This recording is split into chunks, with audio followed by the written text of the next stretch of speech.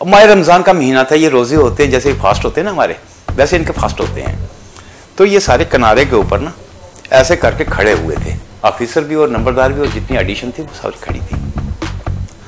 अब मैंने सोचा है कि ज़िंदगी में बस आज का दिन है और इसमें मर जाना बेहतर है, और मरूंगा तो लड़के मरूंगा, इस मौत नहीं मरूंगा। मैंने वो हाथों में छील गए मेरे हाथ, मैंने कड़ी खींच दी, मेरे हाथ फ्री हो गए। तो मैंने वो पानी के छींटे जो थे ना गंदे नाले के, वो सब उसके ऊपर फेंकने शुरू कर दिए। जैसे ही उनके ऊपर फेंके तो वो भगदड़ मच के, जैसे भेड़ें भागती हैं ना वैसे भागे वो उनके ऊपर गंदा छींटा पड़ जाए तो वो क्या होता है, उनका रोज़ा टूट जाता है। वो जैसे ही भागे वहां पर वो ग्राइंड करने के लिए ईंटों के इतने पीस डाले हुए थे कि ईंटों के वो सरखी बनाते हैं ना, पाउडर बनाते हैं, वो चक्कियाँ लगी हैं, वो कैदियों से काम लेते हैं, उसके इतने टुकड़े किए हुए थे उन्होंने। मैंने जंप किया, जंप करने के बाद मैंने वो ईंटों के टुकड़े ऊपर चढ़ गया, वो ढेर था। मैंने वो पत्थर उठाकर बरसात करना शुरू कर दी उनके ऊपर। वो ऐसे भागे 2 मिनट के अंदर जंगल के आग की तरह पूरी जेल के अंदर वो बात फैल गई। जब उसके बाद डिप्टी सुप्रिटेंडेंट आ गया, गालियाँ निकालता हुआ आया, पूरी जितनी भी एडिशन थी उसकी सारी ले आया। उन्होंने वो जालियाँ, लोहे की जालियाँ आगे रखी, चारों तरफ से घेरा डाल दिया। अकेला कब तक लड़ता। और एक चीज़ आज तक मेरी समझ में नहीं आई कि मैं इतने दिन से भूखा था, ना तो मेरी टांगों में कंपन आई, ना मेरे शरीर में कमजोरी आई, कुछ नहीं हुआ। फिर डिप्टी सुप्रिटेंडेंट के जब उन्होंने मुझे कवर कर लिया, तो दबोच लिया, तो मुझे घसीट के बेड़ी से पकड़ के घसीट के ले गए डिप्टी सुप्रिटेंडेंट के। उसने अपना पाँव उठाया और मेरी गर्दन पर रखा, इतना मुझे याद है। तो गर्दन के ऊपर रखा तो गालियाँ निकालते हुए कहता है इसको शिकंजे पे चढ़ा दो। फिर वो मुझे घसीट के ले गए शिकंजे पे डाल दिया। उसके बाद मुझे कुछ मालूम नहीं क्या हुआ क्या नहीं हुआ। जब होश आया तो डॉक्टर ने मुझे बताया कि आज 8 दिन हो गया तुम्हारे को, 8 दिन के बाद होश आया।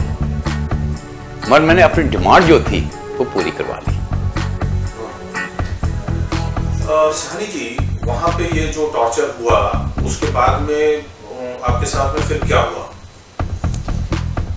मतलब ये जो आपको चढ़ाया था उन्होंने शिकंजे पर, उसके बाद तो जब उन्होंने देख लिया है कि अब टॉर्चर के बाद कोई भी इसके चारा नहीं है, तो थ्रेट किया है कि भाई आपके ना मैन बाल के सामने खड़ा करके इसको शूट कर दो और कह दो कि इसके कर रहा था, हमने शूट कर दिया। ये एक थ्रेट था। मगर वो सुप्रिटेंडेंट जो था, सरफराज नवाज मुफ्ती उसका नाम था, वो इधर बांग्लादेश के अंदर जब पाकिस्तान की आर्मी ने सरेंडर किया था, उसमें उस टाइम वो कैप्टन था। वो इंडिया की जेल काट के गया हुआ था। वो थोड़ी सी सिंपैथी रखता था। और बाकी जो एडमिनिस्ट्रेशन थी वहाँ की, डिप्टी सुप्रिटेंडेंट, असिस्टेंट, उनकी वजह से वो मजबूर था, कोई मेरी हेल्प नहीं कर सकता था। और वो दिल से चाहता था कुछ करना। तो मैंने उसको बोला भी कि आप मेरी कंट्री के अंदर, जैसे मैंने सुना है मेरी कंट्री के अंदर आपने जेल काटी है, मेरे देशवासियों ने, मेरे कंट्री वालों ने आपके साथ ऐसा ट्रीट तो नहीं किया है जैसा आपकी कस्टडी में मेरे साथ हो रहा है। और मैंने देखा उसके चेहरे के ऊपर, उसकी आंखों में आंसू भर रहे थे, मगर वो कुछ करने से मजबूर था। पर फिर भी उसने मेरी हेल्प की और डिप्टी सुप्रिटेंडेंट को बोला कि भाई अगर ये इसको मर गया तो मैं तुम्हारा पर्चा दे दूंगा। फिर उन्होंने मेरी डिमांड जो थी वो मान ली, ड्राई राशन की। फिर मेरे को ड्राई राशन दिया। और जिस पनिशमेंट ब्लॉक में कभी ब्रिटिश दौर से लेकर 84 तक कभी वहां पर कोई बात नहीं कर सकता था, कभी माचिस की तीली कल्पना भी नहीं कर सकता था, वहां हमने रोटियां पकाई, समोसे बनाए, हर चीज किए, जो ऊपर वाले की मेहर थी। आपने बातों में ये बताया था कि एक पनिशमेंट जेल होती है, यानी कि जेल के अंदर क्या सिलसिला है, ये कैसा होता है? ये जेल जो होती है, ये तो आम लोगों को मालूम ही नहीं है कि जेल के अंदर भी एक जेल होती है जिसे पनिशमेंट ब्लॉक कहा जा सकता है। जो बाहर कोई क्राइम्स करता है उसे कोर्ट जो पनिश करता है वो जेल के अंदर चला जाता है। जेल के अंदर जो लड़ाई झगड़ा करता है या कोई चीज करता है या सुप्रिटेंडेंट की मर्जी की बात नहीं करता है, उसको पनिशमेंट ब्लॉक में बेड़ी लगाकर पनिशमेंट ब्लॉक में डाल दिया जाता है। इंडियन जो थे उनको तो ऑलरेडी बेड़ी लगी होती थी। जो पाकिस्तानी नेशनल थे उनको भी वो बेड़ी लगा के 15 दिन के लिए, 20 दिन के लिए पनिशमेंट ब्लॉक में बंद कर देते थे।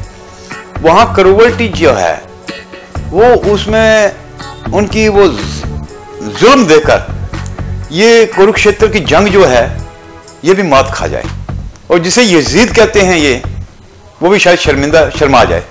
और इनको शैतान कहना भी शायद शैतान की तौहीन हो। ऐसा वहां जुल्म होता है। और सबसे जालिम से जालिम तरीन जिसे कहा जाए, वो वहां पर वार्डर जो है वो डिप्यूट किए जाते हैं जलाद चौधरी। वो जेल के अंदर जेल है। आपको मौका पड़ा है? मैं 13 महीने मतवातर वहां रहा हूं, 13 महीने कंटिन्यूस।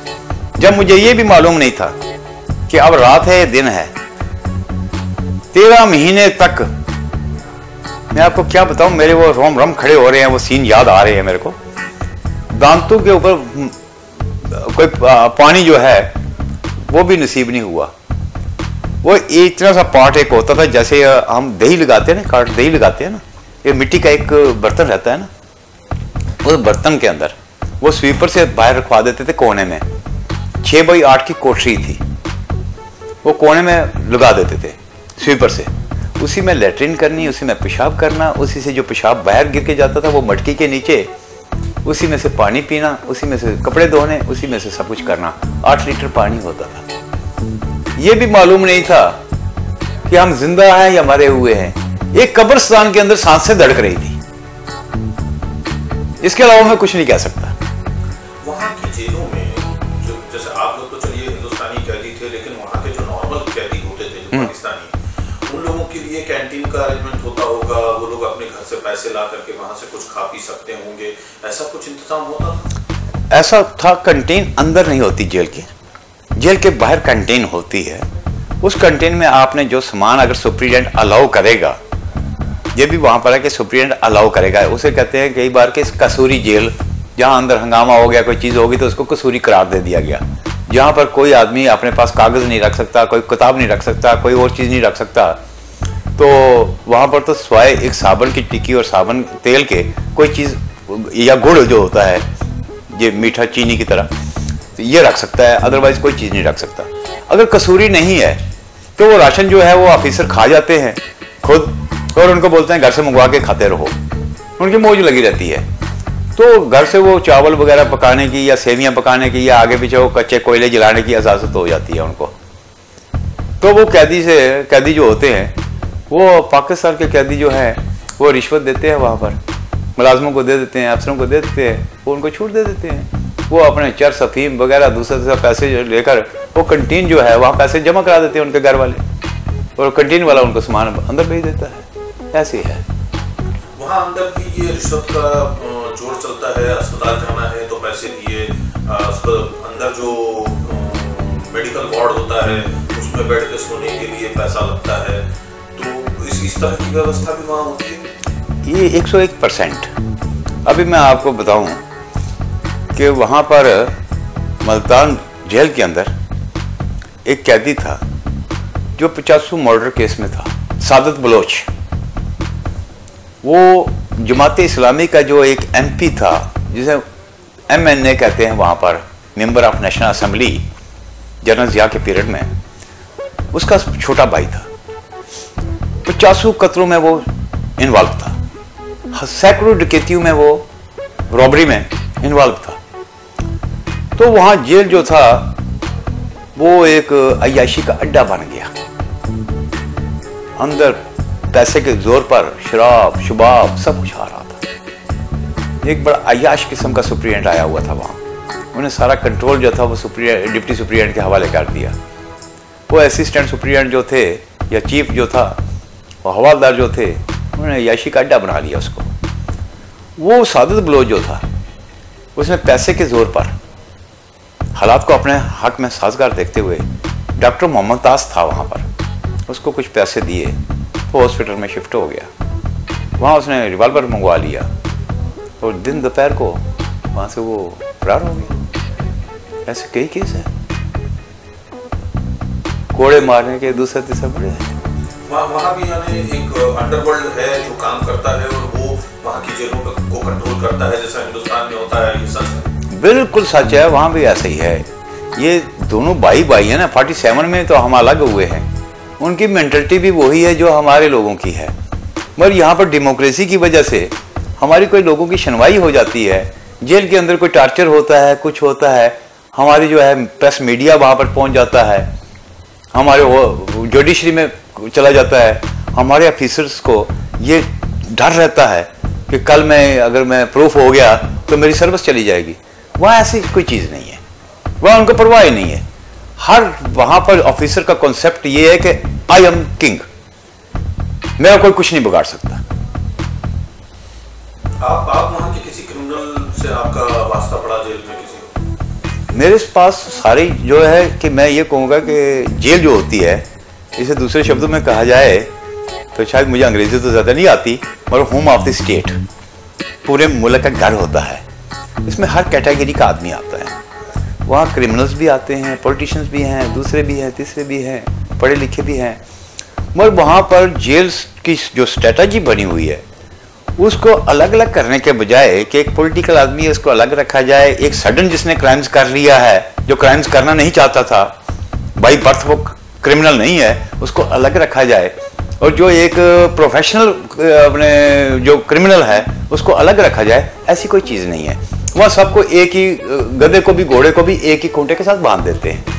उन लोगों में से मेरे काफ़ी लोग थे जिनके साथ मेरी थी अटैचमेंट थी, बैठते थे, क्योंकि मेरे घर से पार्सल वगैरह जाते थे जिसमें धारीवाल की लोहियाँ होती थी, पगड़ियाँ होती थी। मैं उनके डिमांड का सामान मंगवा लेता था, उनको सेल अप करके कैदियों को दे के अपने नाम पर पैसे जमा करवा देता था कैंटीन में, और कैंटीन से कुछ ना कुछ खाने पीने का अपने लोगों के लिए, अपने लिए सामान मंगवा लिया करता था। ऐसे बड़ी लोगों के साथ फ्रेंडशिप मेरी हो गई। तो उनके लेटर भी मेरे पास पड़े हुए हैं, बहुत से लेटर हैं मेरे पास। तो उन लोगों से हमने देखा है कि मेरी क्रिमिनल्स लोगों में सिटिंग तो थी, बैठता था, मगर मैंने कभी उनको अडॉप्ट नहीं किया। मेरे को एक भगवान की तरफ से कुछ ऐसा हुआ कि ये भुट्टो की पार्टी जो थी, पीपल्स पार्टी, वो सारी की सारी 1 to all अंदर आई हुई थी, जिसमें वहाँ उनके वो फ्रांस मिनिस्टर थे, फॉरेन मिनिस्टर थे, कोई ब्रॉडकास्टिंग मिनिस्टर था, वो सारे लोग जो थे 1 to all अंदर आए हुए थे। मेरी उनके साथ सिटिंग हो गई, दोस्ती बन गई। तो वो बैठे हुए हम बस पॉलिटिकल बातें करते रहते थे, कोई आगे पीछे इंडिया के बारे में, पाकिस्तान के बारे में, उनसे मुझे ज़्यादा पता चलता था। वो मेजर आफ्ताब और ब्रिगेडियर तजम्मुल अब्बास वहाँ होते थे।